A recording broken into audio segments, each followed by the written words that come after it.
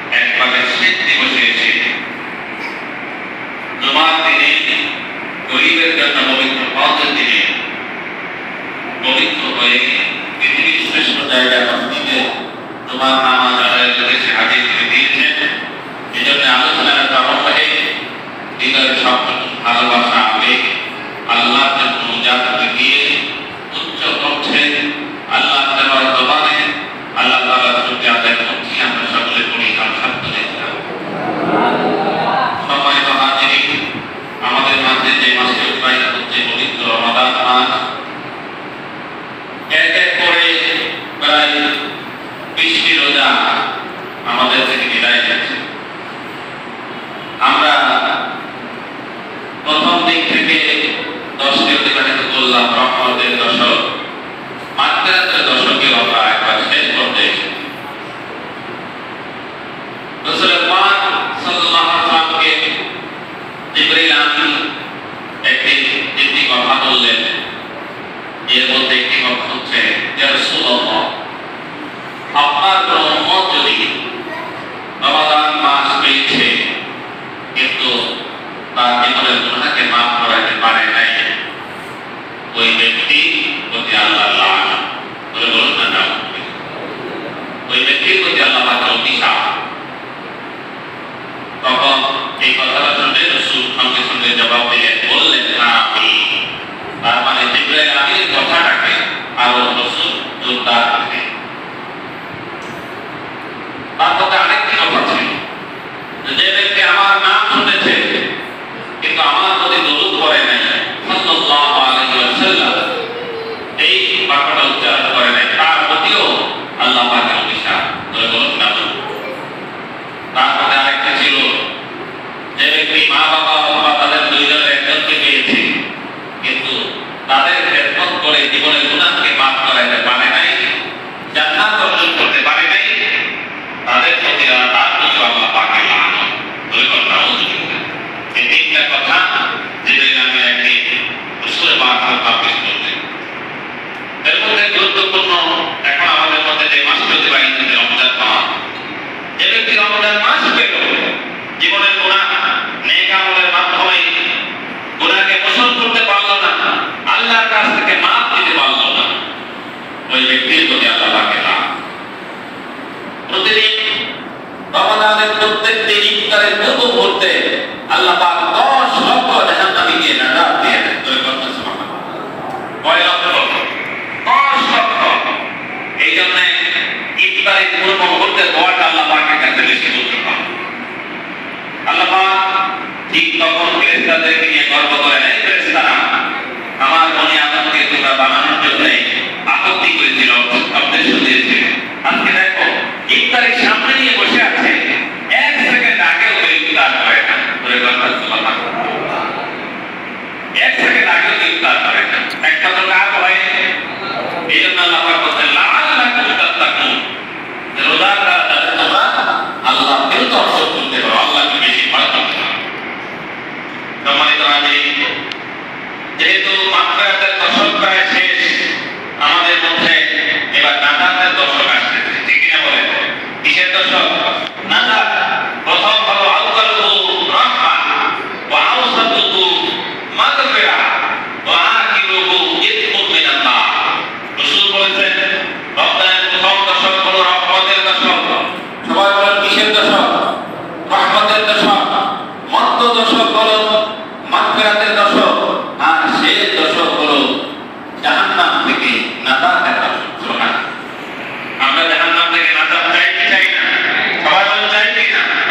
আল্লাহ পাক যেন এই শেষ দশকের মধ্যে আমাদেরকে জাহান্নাম থেকে নাজাত দিয়ে দেন। আমিন আমিন। সম্মানিত হাজিরিন, সেই দশকের মধ্যে একটা গুরুত্বপূর্ণ রাত্রি রয়েছে। এই রাত্রিটা এক রাত্রি ইবাদত করলে 1000 মাসের চাইতে শ্রেষ্ঠ ইবাদত ওই এক রাত্রিতে হবে। সুবহানাল্লাহ। ওই রাত্রিটা কোনটা? লাইলাতুল কদর। সবাই বলেন কোনটা? লাইলাতুল কদর। এটা হলো কদরের রাত, এটা মহিমান্বিত রজনী, এটা সম্মানিত রজনী। আর সম্মানিত হলো কেন? এর পিছনে একটি কারণ আছে। আল্লাহ পাক বলেছেন, ইন্না আনসালনাহু ফি লাইলাতিল কদর। নিশ্চয় আমি কোরআনকে নাযিল করেছি কদরের রাতে। সুবহানাল্লাহ। আমার ভাইরা, কোরআনে কারীম শান কিতাব, মর্যাদাপূর্ণ কিতাব,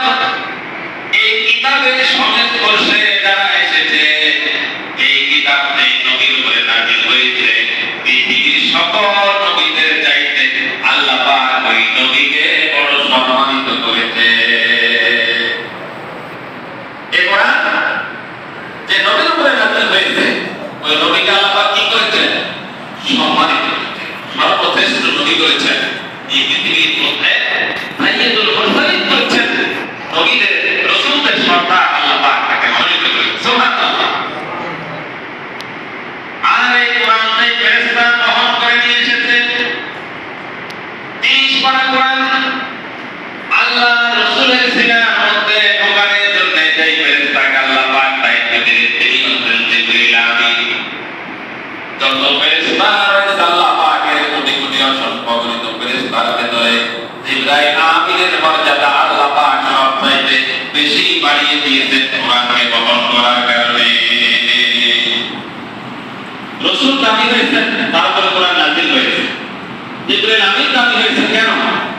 তিনি দাবি হয়েছেন তিনি দীর্ঘ 23 বছরে 24,000 বার বিশ্ব নবীর কাছে এসেছেন কোরআন নাযিল করার জন্য। জয় কন্যা সুবহানাল্লাহ। আবার কদরের রাত্রিটা কেন দাবি হলো?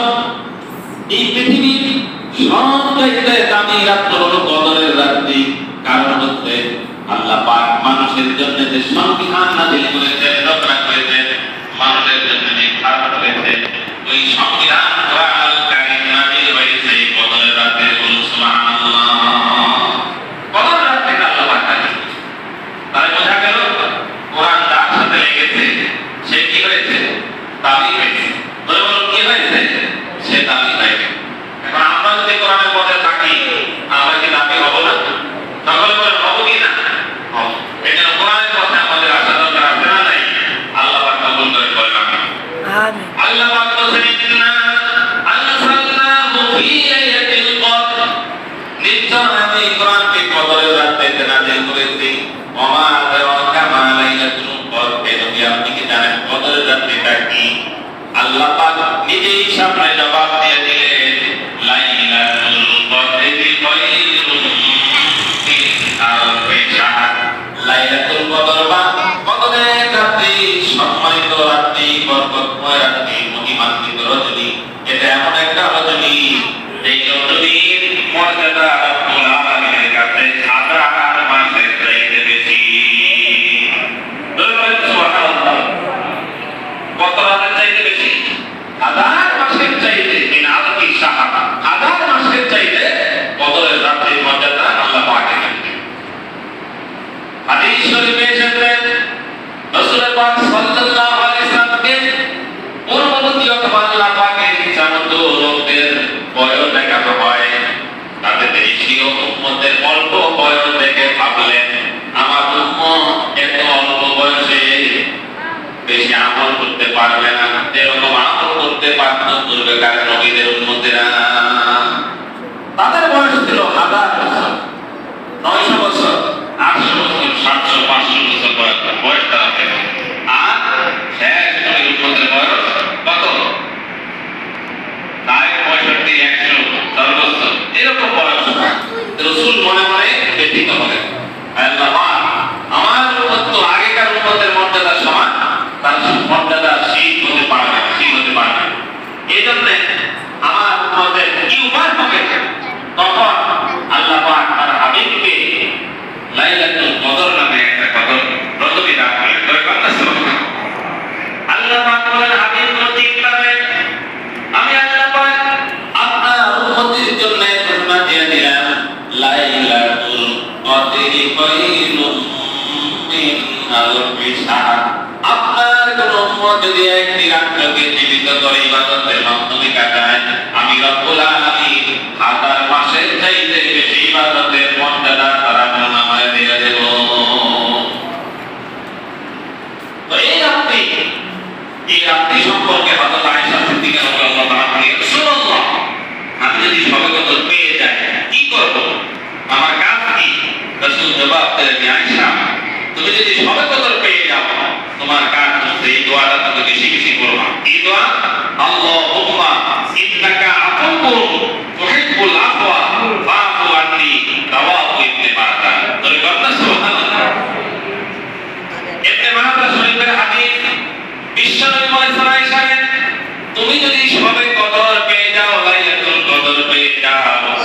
আমি রাসূল তাকে একটা দোয়া শিখিয়ে দেই, আল্লাহুম্মা ইন্নাকা আফুউন তুহিব্বুল আফওয়া ফা'ফু আন্নি। আল্লাহ তাআলা, আল্লাহুম্মা ইন্নাকা আফুউন, হে আল্লাহ নিশ্চয় আপনি ক্ষমাশীল, তুহিব্বুল আফওয়া, ক্ষমা করাকে আপনি পছন্দ করেন, ফা'ফু আন্নি, অতঃপর আমাকে আপনি ক্ষমা করে দেন। তো এটা কি ভালো না খারাপ? আরো ধরে ধরে ভালো না খারাপ? মানে বান্দার গুনাহের জন্য আল্লাহ পাকের কাছে ক্ষমা চাইলে রব্বুল আলামিন ওই বান্দার প্রতি বেশি খুশি হয়ে যান। আত-তাইয়্যিবুল যামবি কামান লা যামবা লাহু। রাসূল বলেছেন, কেউ যদি গুনাহ থেকে তওবা করে, খাঁটি তওবা করতে পারে, ওই ব্যক্তিকে আল্লাহ এমন ভাবে করে দেন যে তার জীবনে কোনো গুনাহই ছিল না। বলেন না সুবহানাল্লাহ। এরকম তওবা রাসূল সাল্লাল্লাহু আলাইহি ওয়াসাল্লাম ইরশাদ করেন, শপথ করে হযরত জিবরাইল আমিন একদল ফেরেশতা সহ অবতরণ করে এবং যে ব্যক্তিকে জিকির রহমান ইবাদতের মধ্যে লিপ্ত দেখেন, তার জন্য জিবরাইল আমিন রহমতের দোয়া করে থাকে। জিবরাইল আমিন ফেরেশতা সহ ওই ব্যক্তির জন্য কি করে? রহমতের দোয়া করতে থাকে। এই লাইলাতুল কদর কবে তালাশ করবে? নবীজি সেটাও বলেছেন যে তোমরা লাইলাতুল কদর রমজানের শেষ দশকের বেজর রাতে তালাশ করবে। কথা সুবহানাল্লাহ। বেজর রাতে কয়টি? 21, 23, 25, 27, 29, এই 5 রাতে লাইলাতুল কদর তালাশ করবে। তাহলে কাজে এই শেষ দশকের মধ্যে আরেকটি আমল আছে। আরেকটি কি আছে? যে আমলের নাম হচ্ছে ইতিকাফ। ধরে বলেন কি আছে? ইতিকাফ। ইতিকাফ এটা রাসূল পাকের সুন্নাত। ইতিকাফ হযরত আয়েশা রাদিয়াল্লাহু আনহা বর্ণিত, রাসূলুল্লাহ সাল্লাল্লাহু আলাইহি ওয়াসাল্লাম মাহে রমজানের শেষ দশকে আজীবন তিনি ইতিকাফ করতেন। ধরে বলেন সুবহানাল্লাহ। যতদিন বেঁচে ছিলেন আজীবন তিনি ইতিকাফ করতেন। কয়দিন? 10 দিন। ধরে বলেন কয়দিন? 10 দিন ইতিকাফ করা সুন্নাত। 10 দিন ইতিকাফ করা কি? হযরত হুসাইন ইবনে আলী রাদিয়াল্লাহু আনহু বর্ণিত, রাসূল সাল্লাল্লাহু আলাইহি ওয়াসাল্লাম বলেন, যে ব্যক্তি মাহে রমজানের শেষ 10 দিন ইতিকাফ করবে, সে 2টি হজ এবং 2টি উমরার সমান হজ এর অধিকারী হবে। সুবহানাল্লাহ। কয়টি হজ? 2টি হজ আর 2টি উমরা সমান সওয়াবের অধিকারী হবে। রাসূল সাল্লাল্লাহু আলাইহি ওয়াসাল্লাম বলেন, যে ব্যক্তি মাগরিব ও ইশা মধ্যবর্তী সময়, যতটুকু সময় মাগরিবের নামাজের পরে ইশার নামাজের আগ পর্যন্ত যতটুকু সময়, যে ব্যক্তি ওই সময়ে এমন মসজিদে উপস্থিত হয় যে মসজিদের জামাত হয়, নামাজের জামাত হয়, নামাজ এবং কোরআন তেলাওয়াত ছাড়া কোনো কথা বলবে না, আল্লাহর ধ্যানে মশগুল থাকবে, আমলের মধ্যে থাকবে, তার জন্য বেহেশতে মহল তৈরি করা আল্লাহ পাকের দায়িত্ব হয়ে যাবে। কতটুকু সময় থেকে? মাগরিব থেকে ইশা পর্যন্ত। তাতে কোনো দুনিয়াবি কথা বলবেন না, ইতিকাফের নিয়তে বলবেন, জিকির করবেন, কোরআনে কারিমের তেলাওয়াত করবেন, আল্লাহ পাককে স্মরণ করবেন। রাসূল বলেন, ওই বান্দার জন্য বেহেশতের ভেতরে বালাখানা মহল তৈরি করা